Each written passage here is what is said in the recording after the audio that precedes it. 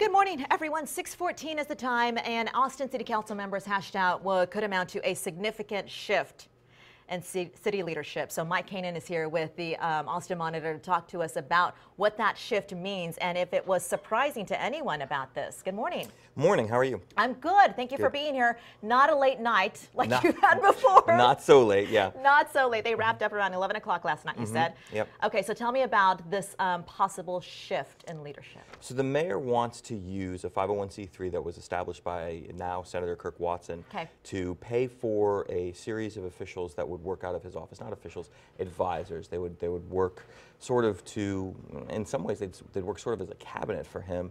Folks he can bounce ideas off of, folks he can use to sort of reach out to the city, the wider city. Okay. Yeah.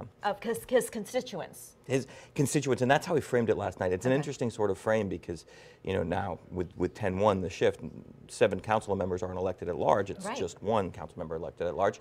And his point is that he doesn't have enough staff to cover the city. There was significant pushback on that idea last night. From the other council members? From the other council members, indeed.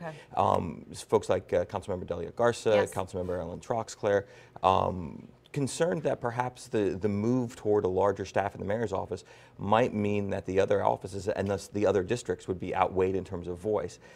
The thing to look at this all sort of, the frame to look at it in, is that it's perhaps a move toward what many would say is inevitable, which is a switch to the strong mayor system, the end of the council manager government that the city's been under for a long time. Yes, okay. Yeah. But explain to me how he would pay for the staff. Sure, it would be through a 501c3, so he'd raise money out in the community, and however much money he raised, he'd be able to pay his staff using those funds. And so they move forward with this, or this is still under review? It got postponed. You know, he told us at the beginning of the day that he was going to postpone it. I'm not sure.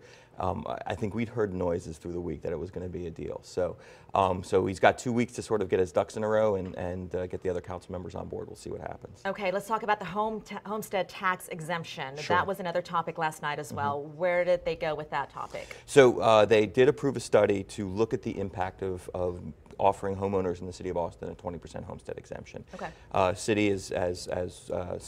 homeowners in the city know, they don't get a 20% homestead exemption. Travis County, other entities offer the 20% homestead exemption.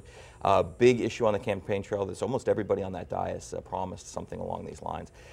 But the rub is that, you know, when you do a homestead exemption, the city loses, you know, some say $36 million off the general fund. And that's a cut in services. Huge. It's a huge cut. Yeah. And typically we don't cut public safety. So where's that going to come from? From parks and libraries. And some folks might argue that cut is sort of a double whammy. So the folks that take advantage of those services, maybe the lower income folks, who also aren't homeowners, so they're not seeing the benefit of the 20% homestead exemption, could be a tough thing for them to swallow. Right, because there is a big percentage of people in Austin who rent their homes, can't necessarily afford to buy their homes, so this might not be the best idea for them. Yeah, and so the study's going to look at the impact there. So it's going to look 1, 2, 4 years out about what the impact of the homestead exemption would be on the city's budget, what it would mean for the general fund. Alrighty, some interesting things coming out of City Council. Big stuff. And we know that you're on top of it. Thank you for that, and we'll see you next Thursday, see what else they come up with. Sounds like great. All right, Mike, thank you.